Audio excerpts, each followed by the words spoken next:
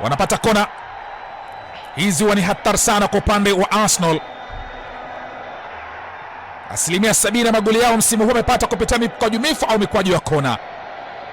Yupo Saliba, Gyökeres, Piero Hinkapie. Nyuma kabisa yupo Zubimendi na Gabriel. Bukayo Saka pewa jukumu la kupiga kona.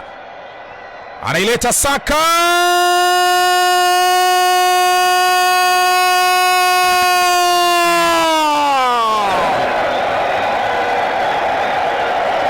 Ustadh Alhaj William Saliba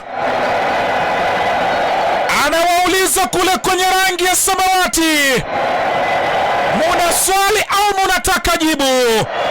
Jibu ni kwamba Arsenal ikipata mpira wa kona hesabu kwenye kamba. William Saliba dakika 21 anaonyanyua na kufanya uwanja wa Emirates kuamka 1-0 kwa manufaa ya Arsenal.